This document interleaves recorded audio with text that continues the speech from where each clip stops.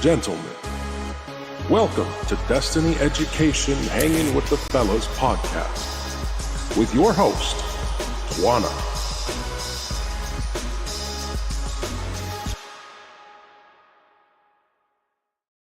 Hey, gentlemen, of course, it's Tuesday night. I'm Twana. Welcome to Hanging with the Fellas. It's good to have you here. It's good to be back again for another week. So, before we begin, let's let you know, if you like this video, make sure you hit the like button. Don't forget to do that. Be sure to subscribe and ring the notification bell so you know every single time we release a new video. Have you realized that leading your household is not as easy as it sounds? What do you do to grab a hold of the reins of your home? Tonight, that's exactly what we're going to be talking about. And we will give you a step by step guide to successfully grab your household and bring it back under submission, underneath the headship of the Father. So, don't get too excited because we're not going to teach you how to destroy your family. We're going to teach you how to save your family. To understand this whole concept of headship, I want to give you a brief definition of what headship is. It is the falling in line under the Father and his Son Jesus, and bringing about the will that he has, the will and purpose that he has for both you and your family. And this is really important because often, especially what we're seeing in today's society, is that people are not, men especially, are not taking hold of their household. They are taking a back seat and they're doing things like becoming whiny. Okay. So you'll often see them going, well, I try to do these things, but she, and I want to remind you that we have seen that multiple times in the Bible. It all began that way with Adam. It was that woman that you gave me. So tonight we're going to start with blaming the woman because that's often where many men mistakenly begin. They look at their partner and they say, she's the one who's the problem. I'm doing all of these things and she won't help me. But that is not really the way to look at it. So why is it easy to blame the woman? Well, oftentimes we devalue women, especially here within the American society. One of the biggest mistakes that men make is that they think that what their women bring to the table does not add value. It doesn't matter what area she's in. So some of you will say, for example, well, I mean, she's a stay-at-home mom. How bad can her life be? Well, I don't know. Let me ask you. How many kids is she taking care of? 1, 2, 3, 4? That's a lot of time to deal with people who are constantly running around going, mommy, mommy, mommy, I need. There is no, I need to go to the bathroom and just have a moment. Nope, because the moment you go to the bathroom and you sit down, you want to know what happens? That's right. There's a knock at the door every single time. And that knock is the baby's coming and wanting something. So I want you to think about this. While you get to go to the office, you get to have breaks periodically throughout your day. And those breaks allow you a minute to regroup. It's not always easy to do that when you have one child who's extremely colicky, 2 children who are active or rambunctious, 3 children, just by definition, are chaos, and 4 children and above, well, that's just a train wreck. It's not that the kids are bad, it's that they're kids and they have child energy and they're a ball of energy. And sadly, many of you gentlemen would not be able to handle dealing with your kids all day, every day. It will cause your mind to just explode. And it's funny because I want to share a little story with you. A colleague of mine is a dog owner, and his joke is that the dog will forever be 3. And so when he's home, the dog is with him. If he gets up and he goes to the bathroom, if he doesn't close the door all the way, the dog just sticks his nose in and throws it wide open and exposes the man to whoever he has at his house. So if he's going to the bathroom and he has company, trust and believe the dog is going to expose him. And then he'll climb into the bathroom, he'll sit right there and wait on the man to be done. No privacy, no nothing. And what's interesting is that while the man can handle it on a periodic basis, on a day-to-day basis, it gets a little agitating when all he really wants is space and the puppy refuses to leave him alone. Now, this is a 5-year-old dog, but it's no different when you're dealing with children. They want to be around mom, they want to be around dad, and you really want to appreciate that. But oftentimes, as gentlemen, you forget that while you get to go have fun with grown-ups, and sometimes not so much fun with grown-ups, she's with children all day. When you get off work, it is really important that you give her downtime. That downtime may be with you, that downtime may be by herself. It all depends on the woman that you are married to. And you've got to understand that that takes time and it's something that has to be built. So thinking that her life is super easy, it's not. She's got to educate them, she's got to care for them, she's got to change them. Depending on their age groups, they have different needs. And these are things that are often hard for you to conceive of because it's not something that you're dealing with on a daily basis. We don't take time. You don't take time to understand her design. By God's design, women operate a certain way. Number one, they're multipliers. They have to be multipliers because their body physically has to take an egg and turn it into a human being. Are you with me? When she takes that egg and turns it into a human being, what often happens is that her body gets tired, right? It gets overwhelmed, it blows up, she's down, she's overheating. All of these things happen to her as a result of going through this. And so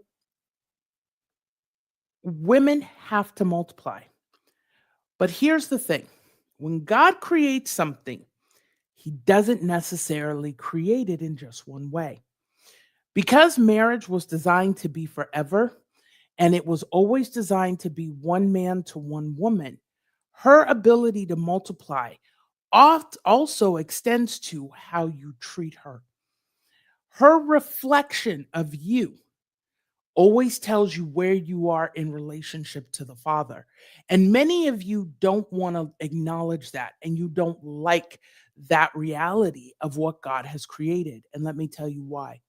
Because when she's flashing back to you negativity, you don't want to have to face the negativity that is you. And that's something that you've got to understand. When God designed headship, you needed someone who was going to remind you when you were moving too far away from where the Father wants you.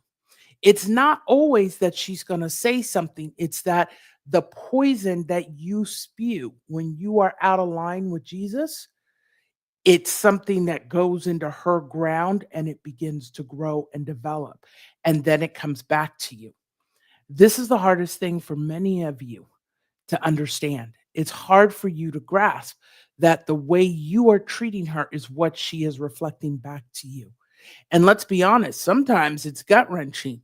And until you're ready to look at it, what becomes your option is to just walk away from it. I don't want to fix this. I don't want to make it better. I just want to get away. And while you are free by society standards to do that, you're not free by God's standard to do that. And for you to do something like that to a woman who has done you no harm weighs really heavy against you and your relationship with the Father. The thing that I want to remind you of is this. While the world gives us opportunities to do whatever evil we want to do, God does not. And so God holds you doubly accountable when you are the head of that family and you deliberately put someone in your household in harm's way. because you were unwilling to stop being selfish and to deal with whatever the situation was. We just talked about this briefly, but the third thing that you'll see, or the third problem with blaming the woman, is that it usually comes about these things you don't like because you have already done enough that the ground that she has is starting to produce a crop. And that crop is looking much like something you don't want to have to deal with. Be very careful what you plant because you will reap what you sow. Just make sure that what you're sowing is really what you want to reap. If you make your bed with spikes, make sure you want to lay on those spikes. She doesn't have the gift to trust you and what you say.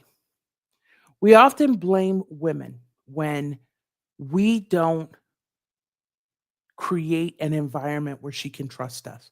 So let me give you an example. A husband goes out and he cheats on his wife. And the way that he did it is that he just stopped communicating. He stopped calling on a daily basis. He stopped coming home at a reasonable time, so on down the line. Now, all of a sudden, here we are. Those same behaviors are starting again. What do you think she's going to think? You see, all the things we've discussed so far are in line for why she's going to believe that there's something going on. I have a gentleman that I work with, and his he and his wife have a struggle all the time. He will go out after work, it's been a hard day, run to the store, grab this itty bitty bottle of alcohol, chug it, and then gets mad at her when she's like, "Oh, you've been drinking." And he's like, "I have not been drinking." Dead giveaway that he's been drinking. You don't get angry or defensive about things that are not an issue. Follow me? So, with that, you're not building a trust. You're showing her that you're not a good head. And I want you to understand something about a wife's ability or choice to submit to her husband. It's a choice, it's not a requirement. God did not require her to do that. He asked her, "Wives, submit to your husbands." That means choose to be under his headship. But if you are not falling in line with the word, she does not have to submit to you. If you're going out and drinking, if you're going out and doing drugs, if you're hanging out with your friend or womanizing, it is not in her best interest or the family's best interest to necessarily submit. And God gives her the choice in that situation. Now, she doesn't get to go submit to another man, but she gets to submit to her father, which now means that you have an upside down household. And so she's following him, you're doing what you're doing, and minimal blessings will come in to sustain her. But now what you're doing is you're creating frustration. Now what you're doing is you're creating dislike. You're creating things in her that she makes her not want to be around you. And so for a lot of women, what ends up happening is that at this point in time, they begin to look for an out. And that out is as soon as they find out you've been having an affair, they are out the door, which is why you sit back and go, "I don't understand. Everything was fine." No, it wasn't. She just what is there to talk about? What is she going to do? Is she going to have a conversation with you about your drinking? Because you're not going to entertain that conversation. You're going to lie to her and you're going to say, "Oh, I'm not going to keep drinking. I'm not going to keep this. That was in the past. Oh no, I'm not going to be with other women again. That was in the past." And now you won't understand why she's irritated when she's like, "What, 3 days ago?" Because that's not past enough.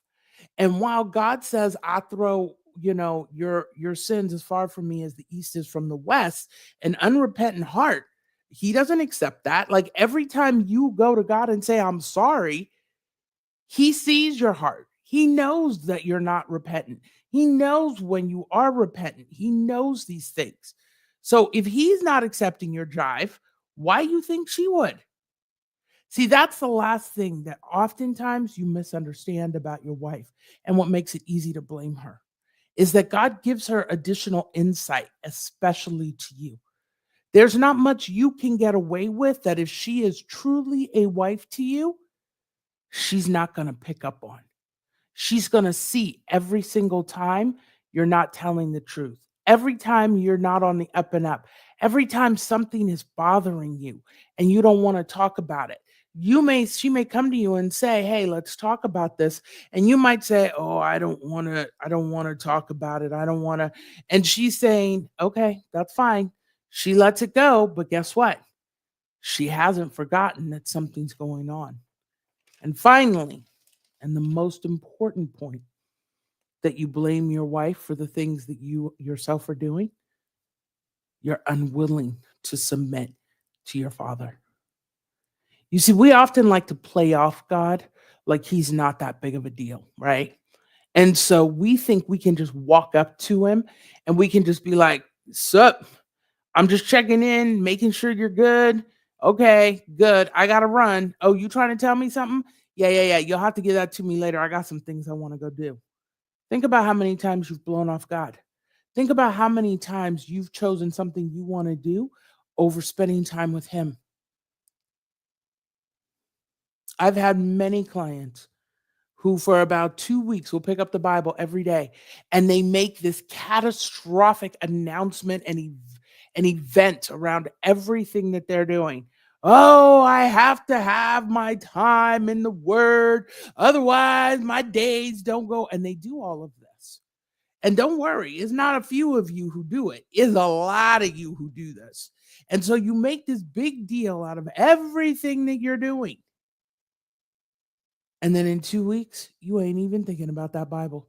It's got a thin layer of dust all over the top of it. You haven't picked it up. You see, that's when you're not surrendered to your head. And those are the things that are destroying your household.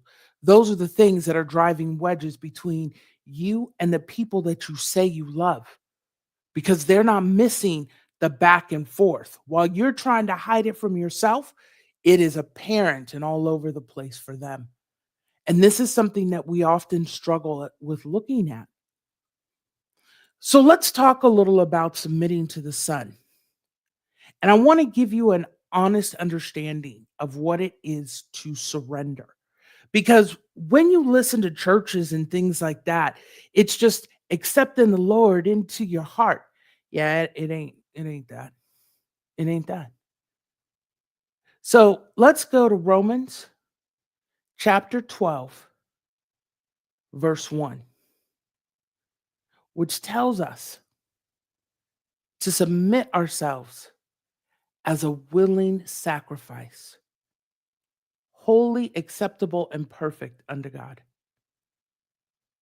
You see, if you're presenting yourself as a living sacrifice, guess what you're doing? You're making a choice. You're making a choice every day before you get out of bed to serve him, to live your life his way, to walk down that path every day, rain or shine, whether you feel like it or not. You're going to do your life his way.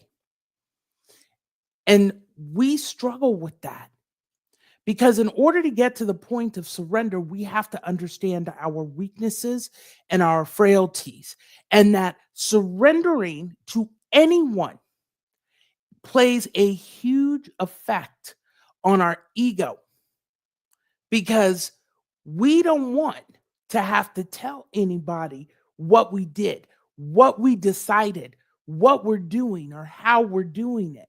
Make sense? No, I don't want to tell Jesus what I'm doing. Why do I have to? I'm a grown man. What do I have to come to you for? And so, where does this come from? Because this isn't just something that necessarily happens. While the flesh is wicked, is desperately wicked, the heart of man is desperately wicked. The flesh is sin, pure sin, and we understand that. Let's talk about some of the real underlying causes of this. How many of you have ever felt betrayed by Jesus? You've prayed for something, you've asked for something, and the answer was no. You moved in that direction, and the loss you took was tremendous. You see, that's one of the hardest things to get past is when you feel like Jesus set you up for failure. And there are a lot of people who feel that way. But let me tell you what we don't do and what oftentimes you don't do. You don't ask yourself what portion of it was you. What portion of it was you who made the decision and didn't bother to check? Or did you check and you misunderstood because you wanted to give something that wasn't yours to give? You see, we have to look at why we feel betrayed. What was it that we were expecting? Was it us that was expecting it? Or was it truly a gift from him? Because if it's truly a gift from him, what made there be an expectation? You have to look at where you are at as you are deciding how you feel about a decision that Jesus makes. And that's one of the things that works as a barrier against headship is that you are feeling slighted or abused or hurt or harmed by something that the father or his son has done, a decision that they've made that you don't like. Not understanding the plan is another thing. You see, we don't often know the plan that God has for our life in advance. Our job is to have fun figuring it out. The problem is that people often forget to tell us that our job is to have fun. And so we don't enjoy the journey. We are trying to get to the end goal. Well, I hate to tell you this. The end goal doesn't come. You have to enjoy the journey. Because if you are only focused on the end goal, let me tell you from experience what happens.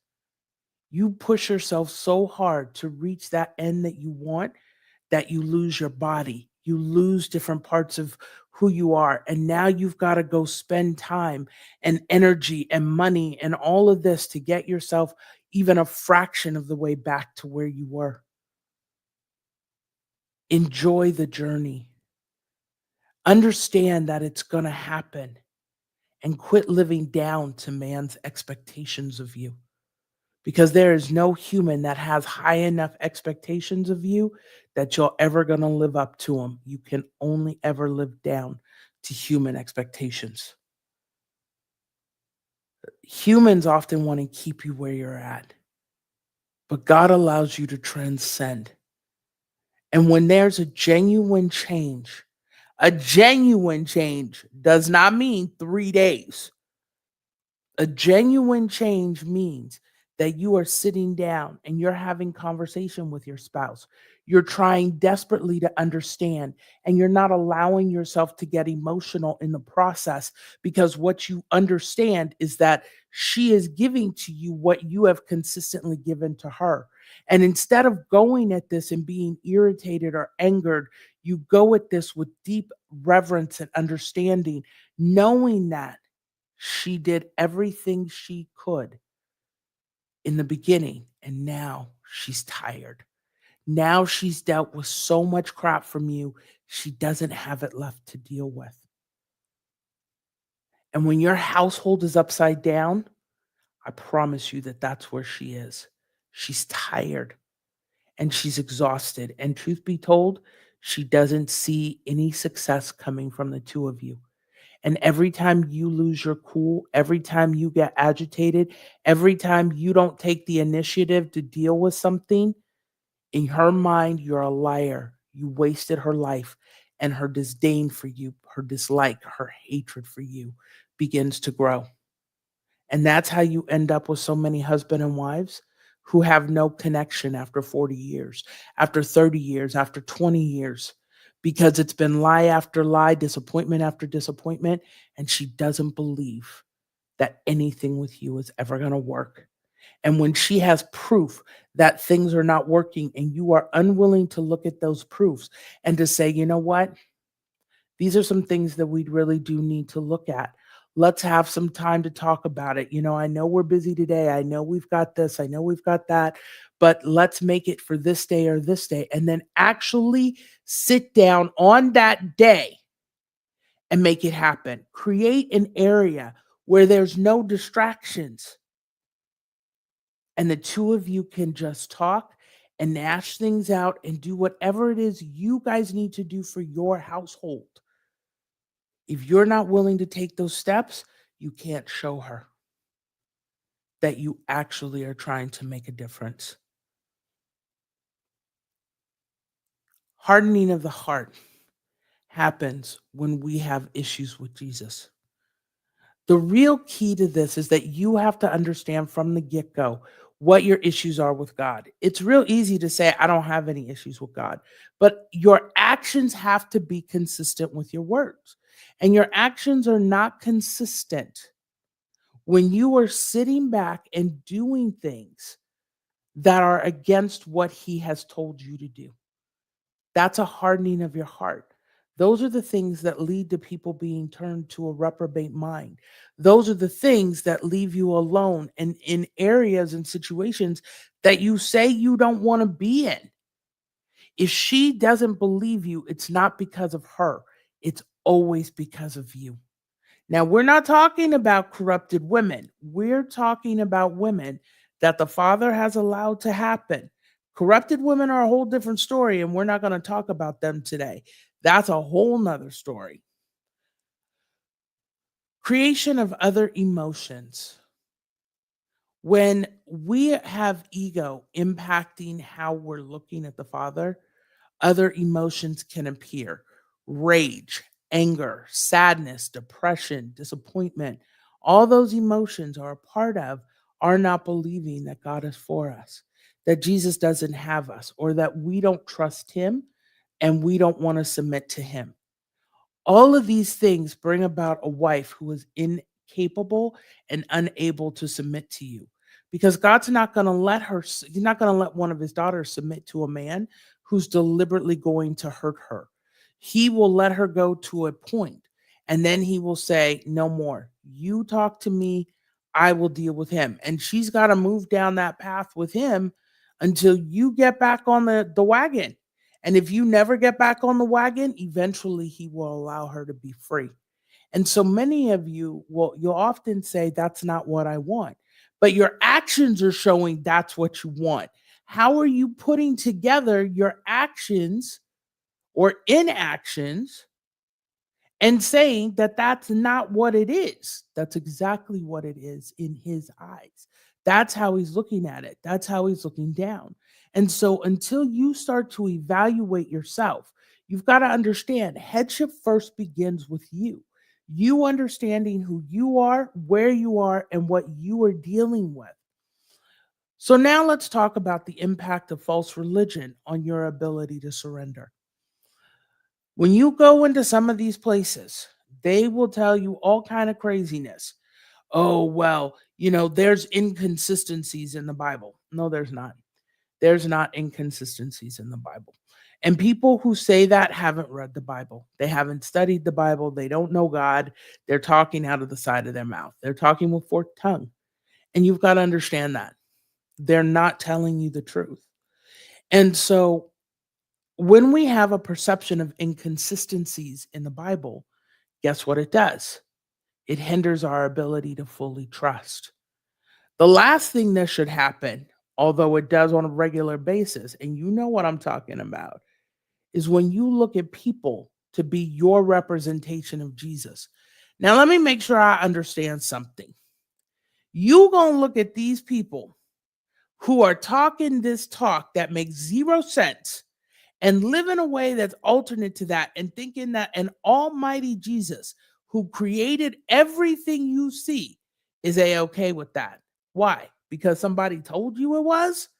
Haven't you ever heard the saying, believe none of what you hear and only a fraction of what you see? Hearsay is just that. It's hearsay. I can tell you I'm white. It doesn't make it true. The fact of the matter is that just because I tell you something doesn't mean that it always is factual.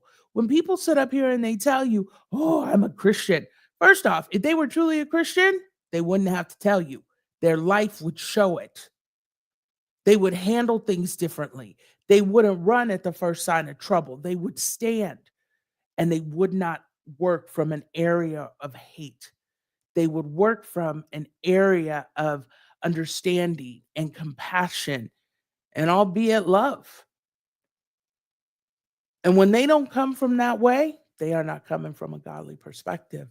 And so allowing yourself to be impacted by these false religious zealots is really your choice, because when you look at them and they don't exemplify the characteristics of who you know Jesus to be, then they can't be Jesus.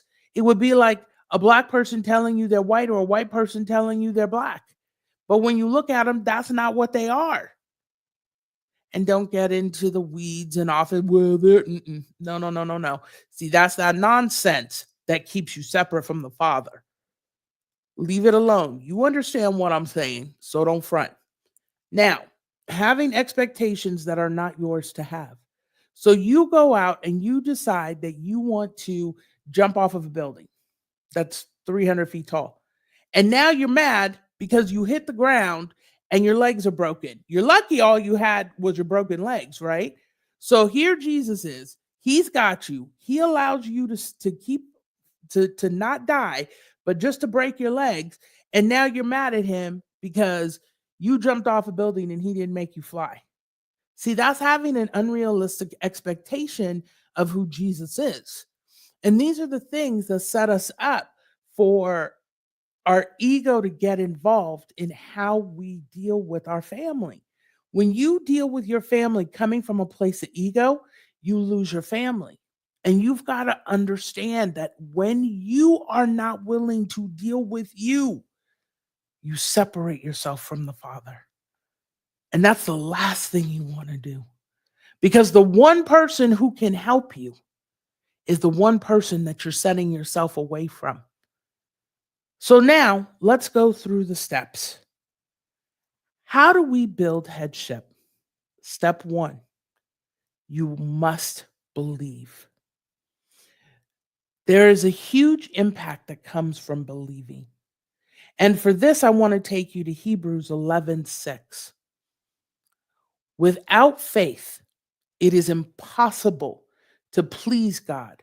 For those who come to him must believe that he is, and that he is a rewarder of them that diligently seek him. You see, many of you will say, oh, I don't need the rewards. Yes, you do. You need the rewards. Quit fronting. So quit pretending, oh, no, no, no, I'm good. Your heavenly Father told you to expect a reward. If he tells you to expect a reward, have that expectation, because otherwise you have just stepped from being his child into being sinful, for lack of a better word. And let me explain why. You just told him that what he told you, what he offered you, what he gave you was unacceptable. You put yourself in his judgment seat, and that's not the role that you play. And so that's one of the hardest things that you often will deal with, is that when God gives you something, you'll sit back and you'll go, no, God, no, no, no, I don't need. He didn't ask you whether or not you need it. He said, without faith, it's impossible to please me, meaning him.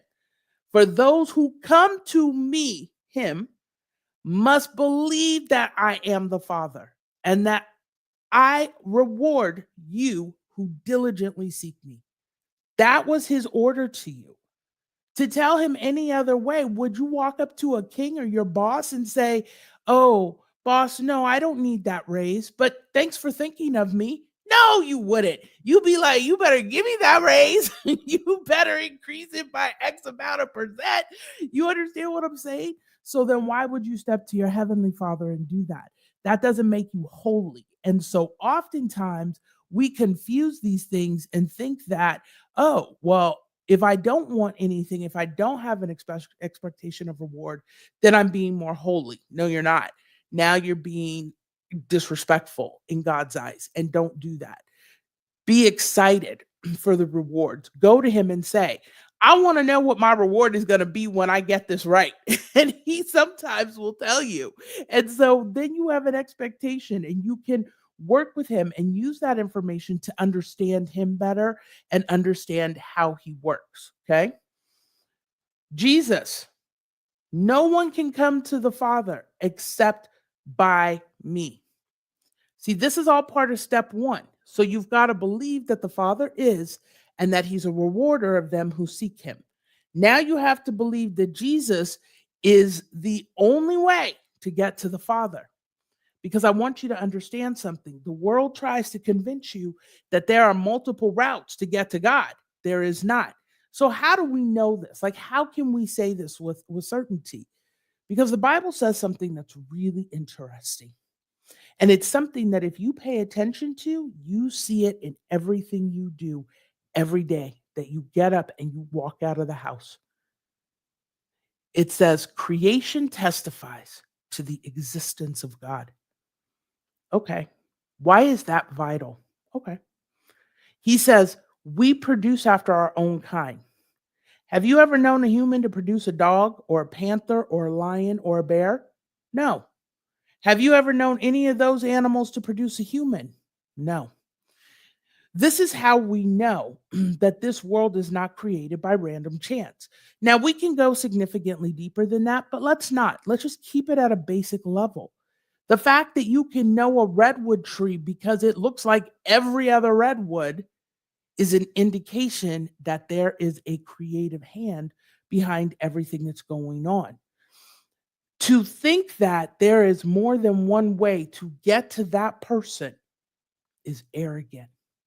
It's saying that we are so good, we don't need a Jesus to pay the price for us. We don't need somebody to come down here. Well, we already know that that's not true. Because we know that deep inside, our desires and the things that we think about and the things that we want to do are not always good. And probably more times than not are not good. And for those of you who like to say, no, I don't have those kind of thoughts. Yeah, you do. Think about where you're at sexually. Think about where you're at when somebody makes you mad or fires you off. How many times have you wanted to just tell somebody about themselves? That's the same problem. That's one of those things that shows where your heart is at. And I just want you to understand that. So lastly, and this is my favorite, is Jeremiah 17:9. And I think it is the best gift that God gave us. So the last thing that we need to work on our belief in is our own wretchedness. We need to get to the point where we really understand that the heart is desperately wicked. It is wicked beyond anything you can imagine. Because the day you understand that that is what having this skin on your body has done to you is the day you become free. And let me tell you why. Because it's the day you stop trying to be perfect. It's the day you stop thinking that all you have to do is do something a little bit better than you're already doing it. And all of a sudden you're going to be okay. You finally get to the point where you go, you know what? I am never going to be perfect. No matter how hard I try, I am not going to get every avenue of this correct. So you know what? How about I cut myself some slack and I just be okay with doing the best that I know how to do, and I'll leave the rest up to God. And when you arrive at that place and you are happy and comfortable in the fact that you are not perfection personified, you will become such a lover of life. You will begin to love people. You'll begin to be able to see people where they really are, and then to help them get where God wants them to go, because you've just become comfortable in the fact that you're never going to be flawless perfection. Because think about it, in the world, that's what we strive for, right? Is flawless perfection. I have to be right. I have to be the best. I have to. No, that's not what God says. God says, hey, you won't make mistakes. You are a mess. You are a wreck on wreck. And I love you anyway. And now you get the freedom of being a wreck on a wreck and going, oops, I'm sorry, God. And when you begin to accept that, let me tell you what happens to your insides, because this is fascinating. When you get to that place that you're like, man, I'm just a wreck. You make a mistake and you're like, oh, wow, okay, I can see where I made that mistake. And now you start laughing at yourself. Now you start seeing where you're making these mistakes and you're like, okay. And now you can learn from them. And now you can make alterations. And now you can move forward and life becomes exciting again.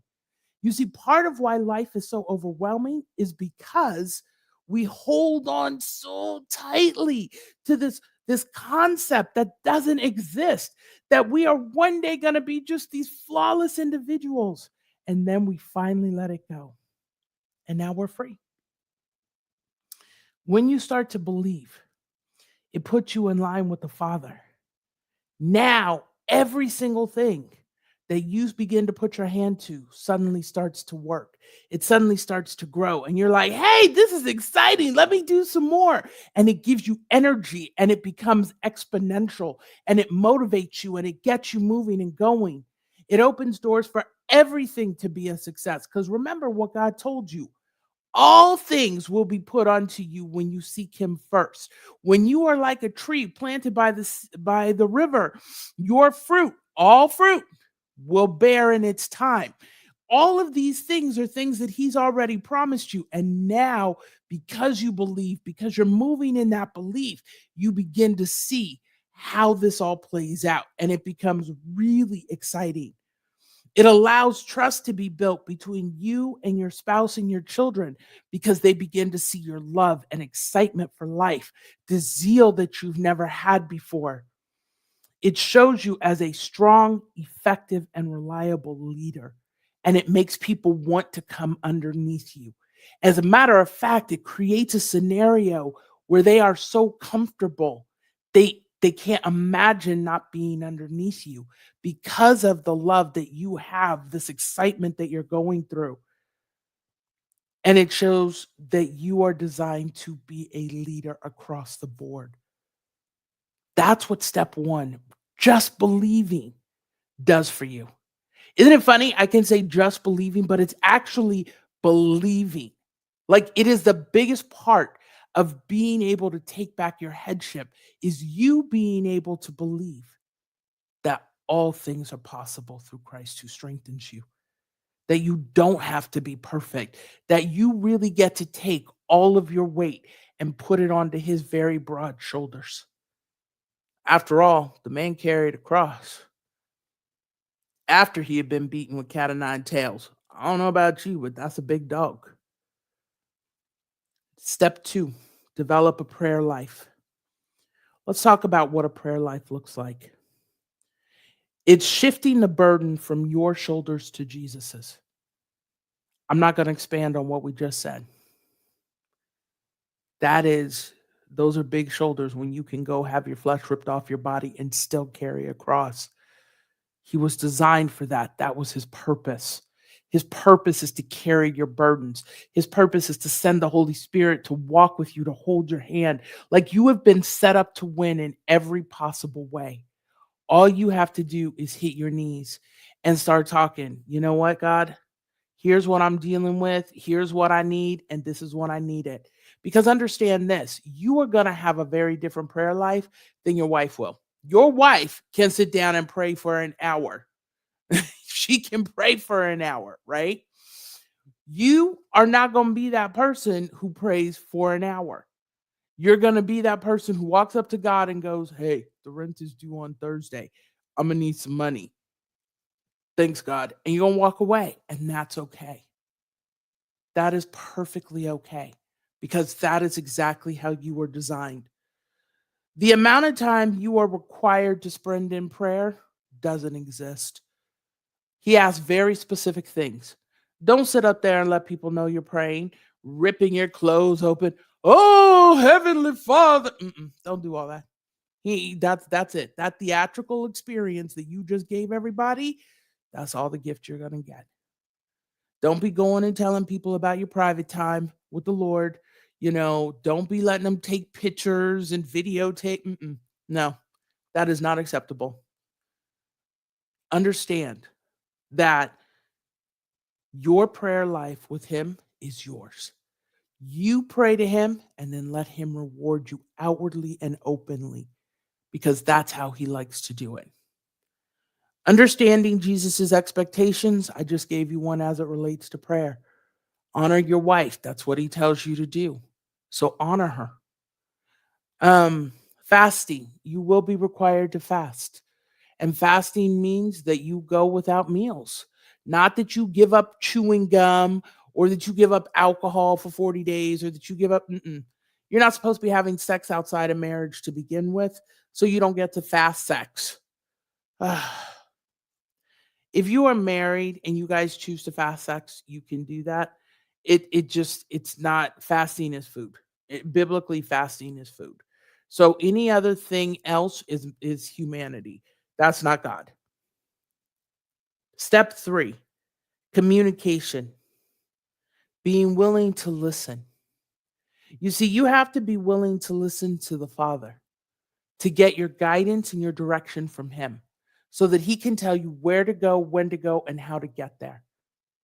Next, you've got to be willing to listen to your wife, to understand what it is that she wants, that she needs, that she expects from your relationship. And yes, she will have expectations, and she should have expectations. You're supposed to be the leader. You're supposed to have laid the foundation and the framework under which your family operates. And lastly, the children. Now, there's a difference when you listen to the children. You're not accepting guidance from your children as much as you're figuring out where they're at in their development. You see, this world today thinks that we take the opinions of children into account. We do not. God says you have to deal with the foolishness that they hold. We got a lot of children out here being foolish. That means there's a lot of parents who are sparing the rod and spoiling that child. And so when he talks about we need to communicate with our children, we need to listen, it's because you want to understand where they're developing. They'll come to you as they begin to get closer to you with levels of honesty that will help you understand areas that you are lacking. They won't come to you and say, "You're not doing this, Dad, you're not doing that." They'll be like, "Well, I didn't know. I thought you didn't love me." And now you can look at, "Oh my God, what did I do that created that?" without having that verbal conversation with them. Step 4, develop a vision for your family. There are 5 areas of focus that your vision should contain: faith, finances, physical and health, relational. Relational means with or without family, and it contains these 3 areas: mental, social, and emotional. And the 5th area, of course, is fun. You should be able to go out and have a good time. Step 5, make your communicate and make very plain the vision you have for your family. Now, the vision is where you see the family going as a whole and as individuals, where you see your wife growing into. You won't be able to predict where she's going to grow, but you will see her growing and becoming a more powerful woman, someone who really can dive in and walk in what the Father has for her. These are the things you're going to begin to see. Your plan needs to define who the members are, what their roles are, and the expectations. Write out the vision. Number 3, hang it where everyone can see it daily. Number 4, make sure that you and your family meet monthly to address progress, celebrate your accomplishments, strategize, and add to the accomplishments that you guys want to continue to make toward the completion of that vision. So, these are your 5 steps to taking back headship. Number 1 is to believe. And remember, with belief is faith. If you don't have faith, none of this is possible. Number 2, develop a prayer life. Number 3 is learning how to communicate. Number 4 is to develop a vision. And number 5 is to make that vision plain. Now remember, the vision can't come before you do the self-work, the work that is required on yourself to be a success. That has to be the first place that you start. So, I want to thank you for your time tonight. It was a pleasure hanging out with you, gentlemen. I look forward to seeing you next Tuesday. Remember, if you are still here, don't forget to hit the like button, subscribe, and ring that notification bell. And I'll see you next week. Enjoy your weekend or enjoy the rest of your week.